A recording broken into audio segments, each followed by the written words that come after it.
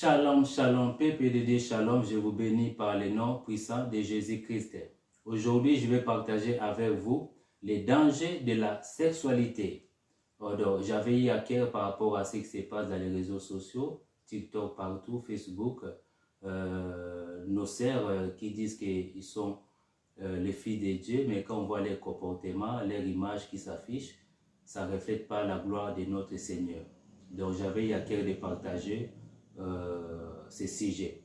Et par rapport aussi aux études qui étaient faites aux États-Unis, ça prouve que avoir les relations sexuelles avant le mariage ou avoir plus des relations sexuelles avant le mariage, donc voilà, plusieurs partenaires sexuels, et ça gâte les mariages selon ces pratiques-là. Donc voilà, je vais commencer pour partager, fortifier nos sœurs dans le Seigneur. Voilà, l'étude, voilà, je vais vous montrer. Je vais vous montrer, voilà, l'étude qui a été faite aux États-Unis aux années 2010. Voilà, les études qui ont été faites aux États-Unis par rapport aux relations sexuelles avant le mariage. Donc, je vais lire. Avoir eu beaucoup de partenaires sexuels avant le mariage nuirait au bonheur selon une étude controversée. Donc, avoir eu beaucoup de partenaires sexuels avant le mariage nuirait au bonheur selon une étude controversée. On doit cette étude au professeur Galena Rhodes et Scott Staley de l'université de Denver, dans Colorado. Les résultats ont été cueillis entre 2007 et 2008 sur un échantillon de 1000 personnes célibataires de nationalité américaine âgées de 18 ans et 34 ans.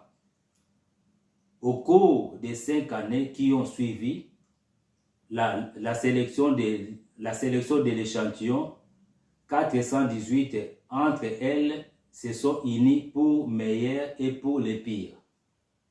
Les chercheurs ont observé de plus près de cet échantillon-là afin de savoir si les facteurs tels que le passé sexuel participant jouaient à un rôle d'épanouissement conjugal.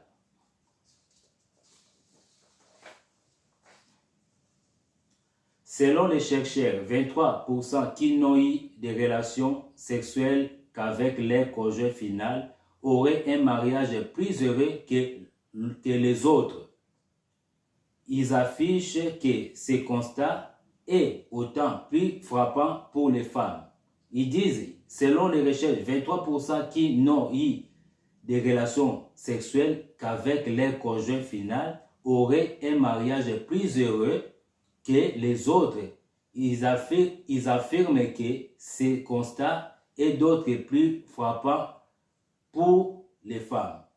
Donc les femmes, elles sont plus frappantes par rapport à cette étude. Donc les femmes, elles vont souffrir beaucoup plus que les hommes par rapport à ça. Au contraire, plus de cobayes ont multiplié les partenaires sexuels avant de se marier, puis ils seront malheureux après avoir dit oui. Donc, c'est-à-dire, plus vous multipliez les relations sexuelles avant le mariage, avant de se marier, donc ils se seront malheureux après d'avoir dit oui. Donc, ils vont être malheureux après d'avoir dit oui au mariage. Et c'est là toute la constatation que les personnels ayant vécu en concubinage avec une autre personne que leur conjoint ont signalé plus de mariages malheureux. Même ceux qui sont dans le concubinage, ils ont multiplié le concubinage sans se marier. Maintenant, après quand ils vont se marier, ils vont être malheureux aussi. C'est la même chose. Le concubinage, ce n'est pas des mariages quand ils multiplient le concubinage.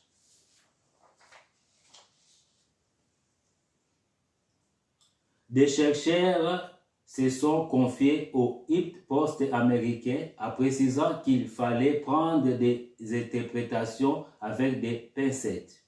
Il y a des multiples raisons, multiples raisons qui amènent les gens à avoir plusieurs partenaires avant le mariage et des multiples raisons pour que, indépendamment du nombre de partenaires, ils soient moins satisfaits. Le nombre de partenaires, ils sont moins satisfaits une fois mariés, affirme le docteur Jim MC Neri.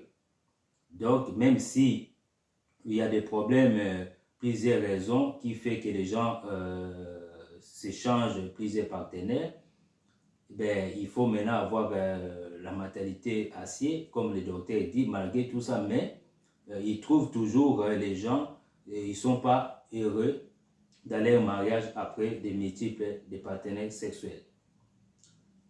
Un professeur de psychologie sociale de l'Université de l'État de Floride qui a publié différentes recherches sur le sujet. Il poursuit ainsi les personnes qui ont tendance à éviter l'engagement de manière générale peuvent multiplier les partenaires sexuels et être malheureux une fois installés. Écoutez ça, mes sœurs. Si la personne refuse de s'engager, c'est-à-dire il va jouer avec toi, il va se multiplier les relations sexuelles. Donc les gens qui ne veulent pas s'engager, ce sont des dangereux. Écoutez ceci. Il prouve ainsi les personnes qui ont tendance à éviter l'engagement de manière générale peuvent multiplier les partenaires sexuels et d'être malheureux une fois installés. Donc, je vous conseille, si quelqu'un ne sait pas, il n'a pas besoin de s'engager, ben il faut quitter cette relation parce qu'il va vous utiliser et vous jeter. Ce n'est pas le fait qu'il ait eu des partenaires sexuels que les scènes à être moins heureux, mais le fait qu'il ne soit pas à l'aise avec l'engagement. Donc voilà, s'il n'est pas à l'aise avec l'engagement, donc c'est-à-dire il va jouer avec toi, ma sœur. Je serais très surpris s'il s'avère qu'avoir des multiples partenaires sexuels avant le mariage est un lien de causalité directe. Ah, voilà, il y a un lien de causalité directe avec des multiplications de partenaires sexuels. Voilà, il y a la causalité. La corrélation ne doit pas être confondue avec la causalité. Ne vous pouvez pas tirer des conclusions au sujet des causes et des effets. Explique le professeur de philosophie Justin Lehmiller. Ce spécialiste de l'éducation sexuelle et chercheur à l'université Purdue, comme on dit en anglais, Indiana, se pose une question. Il se pourrait que les personnes qui ont plusieurs partenaires ont des personnalités différentes ou des attitudes différentes une fois mariées ou à concubinage. Écoutez ça. Wow! Il se pourrait que les personnes qui ont plusieurs partenaires ont des personnalités différentes ou des attitudes différentes une fois mariées ou à concubinage. Donc voilà, parce que tu accumules les partenaires sexuels, tu peux avoir plusieurs personnalités et plusieurs attitudes. Dès que tu es marié, toutes ces histoires-là reviennent à toi, comme la Bible nous dit. Celui qui couche avec une prostituée devient un seul esprit avec lui. C'est-à-dire tu ramasses des esprits de tous ces partenaires sexuels que tu accumules. Donc, la science, elle est en train de prouver aussi cela. La science prouve aussi cela, ma sœur. Voilà, accumulant les partenaires sexuels, tu accumules aussi des personnalités différentes ou des attitudes différentes. Une fois tu es marié ou à concubinage, les choses-là sortent. Une fois tu es marié, les esprits-là sortent. Voilà, comme la Bible nous dit, celui qui couche avec une prostituée devient un seul esprit avec lui. Donc, la science confirme aussi, tu vas avoir plusieurs personnalités et des attitudes différentes dès que tu es marié. Donc, tu vas avoir toutes ces choses-là va sortir. Voilà, deuxième étude. Deuxième étude, voilà, les dangers de la sexualité avant le mariage. Moins de 10 partenaires sexuels avant chéri pour un mariage réussi. Une étude récente montre qu'avoir un bon nombre de partenaires sexuels à son palmarès avant le mariage augmenterait les risques de divorce. Écoutez ça, on vous explique. Moins de 10 partenaires au lit. Selon une étude réalisée par des scientifiques à l'université de Eton, les femmes ayant eu plus de 10 partenaires sexuels avant le ou la partenaire actuel amènerait à une potentielle instabilité du mariage. En réalité, puisque vous avez eu des partenaires au lit avant de raconter le lit de votre âme, au lit de votre cœur, puisque vous avez des risques de connaître un divorce. Donc, plus vous accumulez des partenaires sexuels, puisque vous êtes en danger de divorce et plusieurs maladies aussi qui est liée. Voilà, bon. Les résultats des recherches semblent se justifier par un calcul statistique étudié par le professeur Nicolas H. Wellfiger, qui a constaté un divorce assuré après 5 ans de mariage, et c'est selon le nombre de partenaires. Il a constaté cela aussi, c'est le docteur, c'est le professeur. Découvrez aussi trois conseils pour faire durer votre mariage. Surprenant mais vrai, l'étude menée sur une période définie après les années 2000 montre que les femmes qui ont plus de 10 partenaires sexuels risquent de connaître le divorce. L'année 2000, après 2000, c'est la catastrophe. Donc, après 2000, il y a plusieurs partenaires par une personne. Celles, par contre, ayant connu un nombre inférieur de partenaires à ces chiffres auraient moins susceptibles de divorcer. Ce risque est d'autant plus élevé depuis les années 2000, explique le professeur Nicolas H. Wellfiger. Voilà, donc avoir plus de 10 partenaires, tu risques de divorce parce que tu accumules des esprits aussi, comme ils ont expliqué. Et puis ceux qui ont moins de 10 partenaires après 2000, ils seront moins à danger, on peut dire, par le divorce. Maintenant, les derniers, ils disent les motifs religieux, un frein au divorce. Donc maintenant, ils donnent la parole de Dieu. Ils disent, c'est-à-dire la parole de Dieu est la vérité. Parce qu'ils disent les motifs religieux, un frein au divorce. Plus étonnant encore, parmi les femmes qui, pour des raisons religieuses ou autres, attendent leur nuit de noces pour connaître leur première relation sexuelle. 5% d'entre elles passeraient par la cause des divorces. Un chiffre qui en dit long, un chiffre qui dit beaucoup. Voilà, donc ils donnent maintenant la parole de Dieu, la raison. Parce qu'ils disent quoi?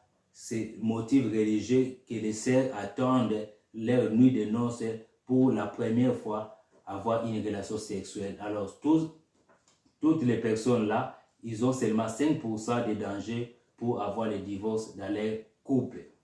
Alléluia. Donc, la parole de Dieu est la vérité. Maintenant, je vais partager avec vous, selon la parole de Dieu, on va voir maintenant Genèse. Genèse 24, j'ai pris à partir de 15. Genèse 24, 15. La Bible dit, mes bien-aimés, écoutez, il n'avait pas encore fini de parler que sortit sa cruche sur l'épaule. Rebecca, née de Bethuel, fils de Milka, femme de Nacor, frère d'Abraham. C'était une jeune fille très belle de figure. Elle était vierge et aucun homme ne l'avait connue. Voilà, il confirme la parole de Dieu, mes bien-aimés.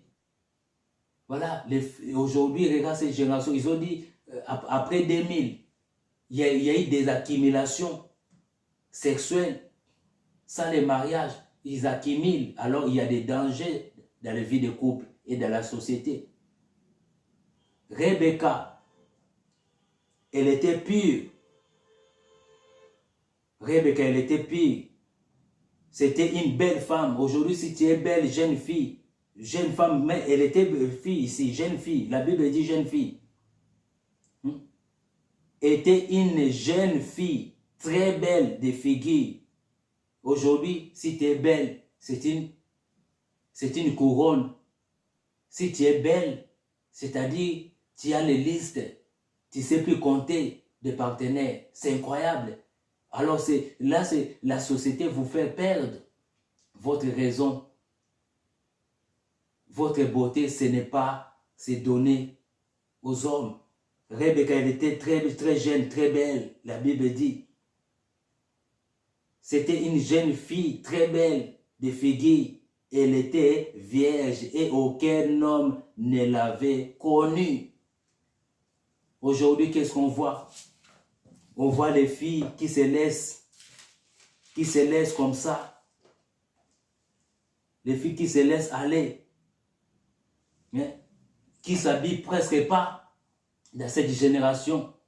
Les filles qui s'habillent pas aujourd'hui. On voit sur les TikTok, les titres, je suis la fille du Seigneur, la fille de la lumière. On voit des titres, mais quand on rentre, qu'est-ce qu'on voit?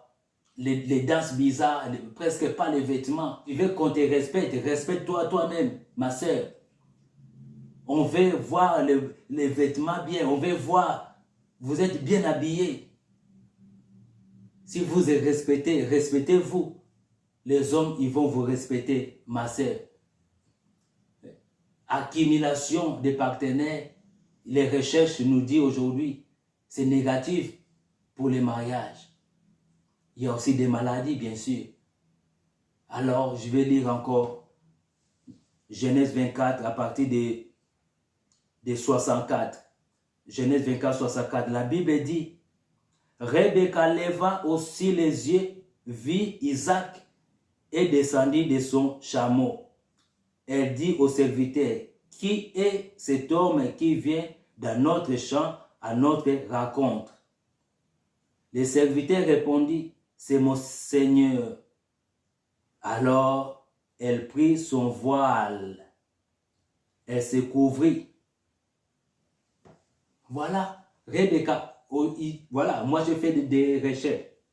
Je fais des recherches, ce n'est pas les voiles, les voiles. C'est un grand robe qui couvre le corps. Rebecca a vu Jacob de l'eau et le serviteur répondit, c'est mon Seigneur. Alors qu'elle prit son voile et se couvrit. Aujourd'hui, les filles ne se couvrent même pas. Tu veux rencontrer un homme, tu veux avoir un mariage, mais tu ne te couvres pas. On voit tout. On voit tout aujourd'hui. Tu te déchaînes dans les TikTok, partout dans les Facebook. On voit des photos aujourd'hui. On est choqué. Oh, tu vois les titres, Dieu est ma force, Dieu ceci, je suis la fille de Dieu, je suis la lumière de Dieu. Mais quand on voit les photos, on est choqué. Moi, personnellement, je suis choqué. Je suis choqué. C'est TikTok, tout ça là. Facebook, TikTok. Choqué. Mais Rebecca, elle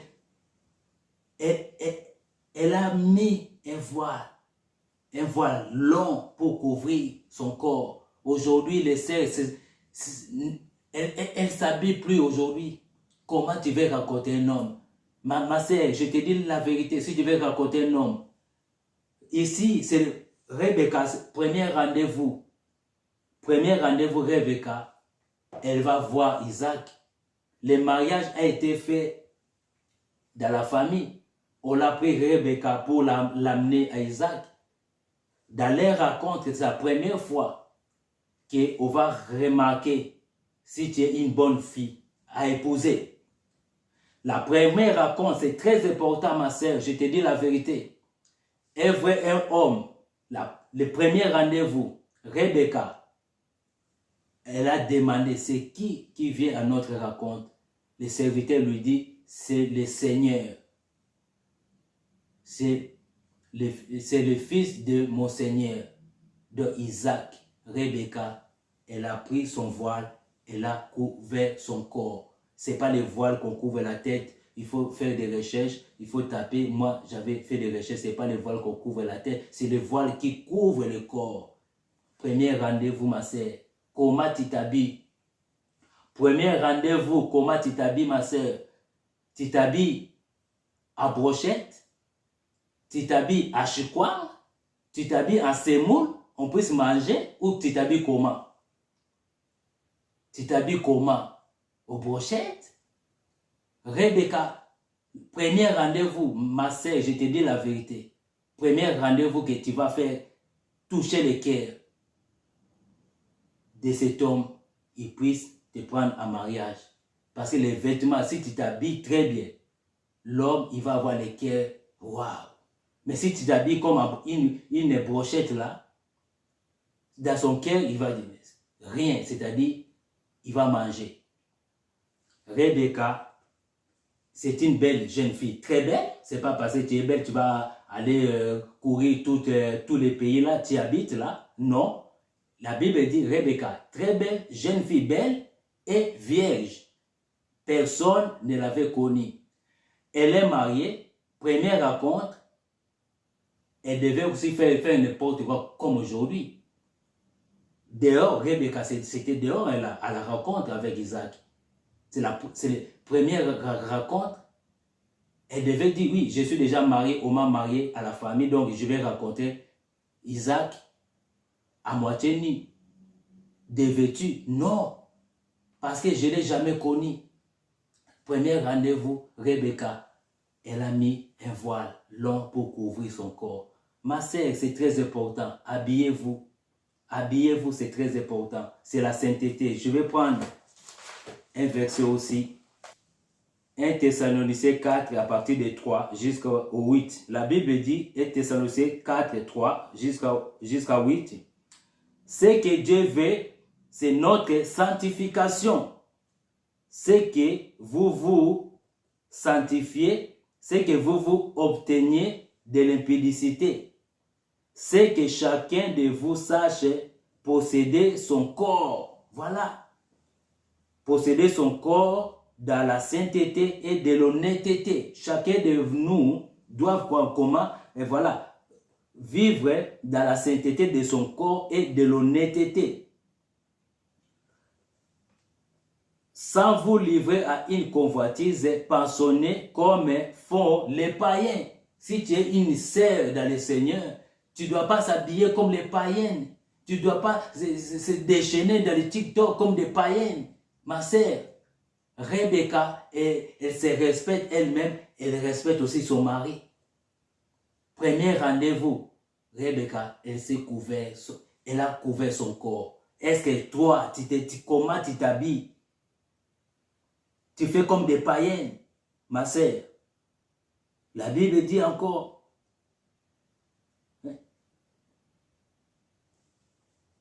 sans vous livrer à une convoitise passionnée comme font les païens qui ne connaissent pas Dieu. C'est que personne use envers son frère de fraude et de cupidité dans les affaires parce que le Seigneur tire vengeance sur toutes choses.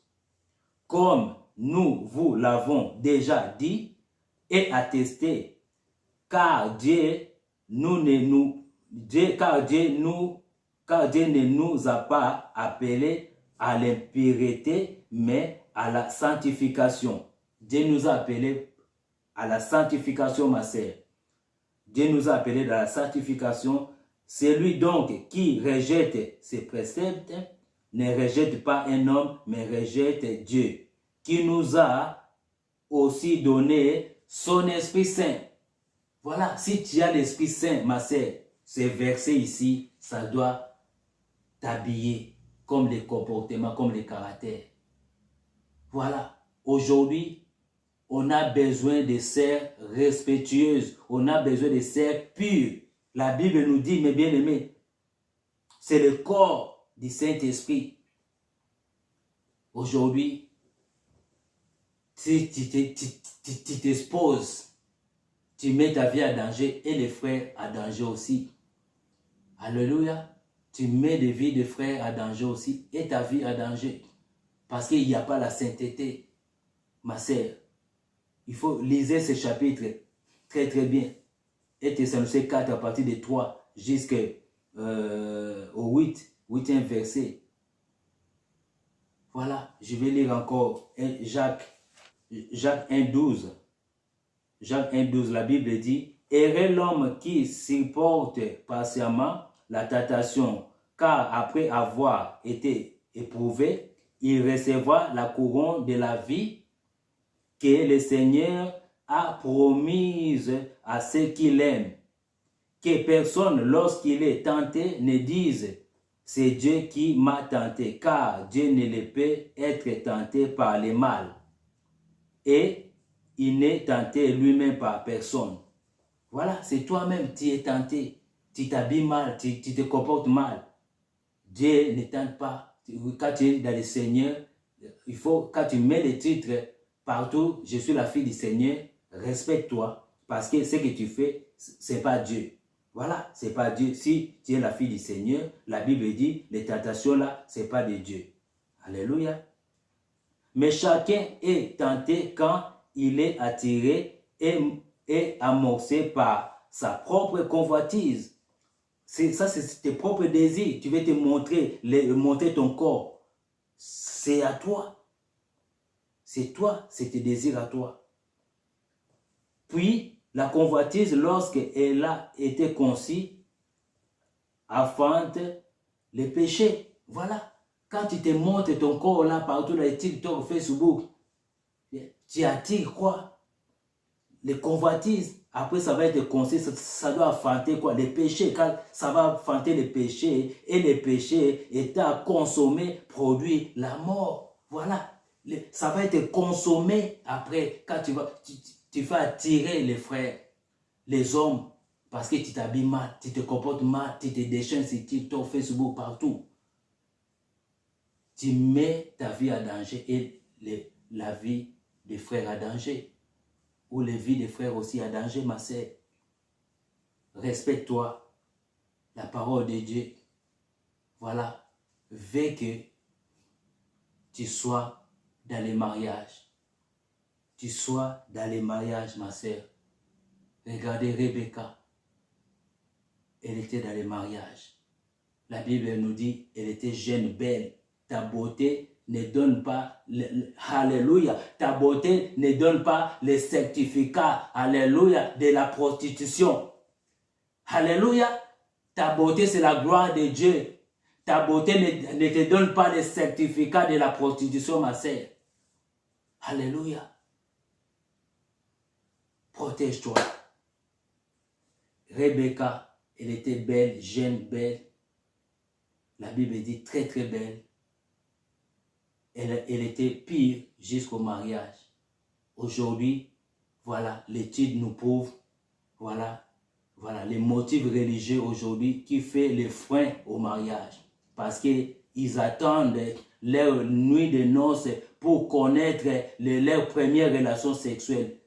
Aujourd'hui, il n'y a que 5% entre elles passeront pas dans la case du divorce parce qu'ils se sont mariés purs.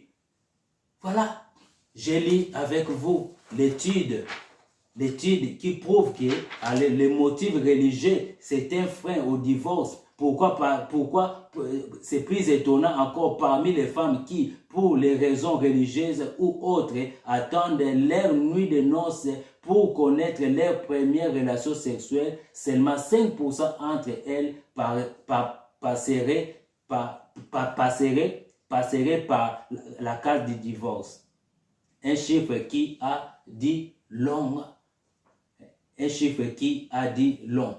Un titre qui a dit beaucoup. Voilà les chercheurs, ils ont prouvé aussi, voilà, se préserver, c'est une bonne chose. Voilà, c'est une bonne chose pour les mariages, pour que tu sois bien dans ton mariage. Et voilà, préserve-toi, habille-toi bien pour avoir un bon mari. On n'a pas besoin de voir tout ton corps, ta nudité partout, TikTok, Facebook partout. On n'a pas besoin. Si tu veux un bon mariage, respecte-toi comme Rebecca. Elle s'est respectée jusqu'au mariage. Même premier rendez-vous, elle a mis un voile pour couvrir son corps avant de rencontrer Isaac. Ma sœur, premier rendez-vous, habille-toi bien. On ne veut pas voir la viande à manger. Protège-toi parce qu'un bon mari, il va voir ça. Si tu viens au premier rendez-vous, tu n'es pas habillé, tu laisses tout ça comme ça là, ma sœur, si c'est un vrai homme, il ne va pas te prendre. Conseil gratuit, les sciences aussi, les rechercheurs, ils ont prouvé, accumuler 10 partenaires sexuels, c'est un risque pour ton avenir. Aujourd'hui, il commence à mentir, voilà, pour dire que oui, aujourd'hui, je peux faire, c'est ma vie, je peux faire n'importe quoi. Alors, c'est du mensonge. Ils ont donné toujours la parole de Dieu, la vérité. La science a donné la parole de Dieu, la vérité. C'est préserver, c'est une bonne chose pour rentrer au mariage et protéger ta vie. Voilà, c'est ce que je voulais partager avec vous. Et voilà, les dangers de la sexualité. Vraiment qui touche beaucoup de jeunes filles, même oui, des jeunes mamans, voilà, partout, des célibataires, tout ça. Et voilà, donc la parole de Dieu a toujours raison, Dieu a toujours raison. Et tout ce qu'il avait fait, c'est pour notre bien. Voilà, nous devons écouter Dieu pour que nous puissions être bien dans nos vies. Et voilà, protégez-nous, protégez-vous et préservez-vous. Voilà, les filles, il ne faut pas se vendre comme on voit les pains dans la boulangerie. Et voilà, soyez bénis, que Dieu vous bénisse.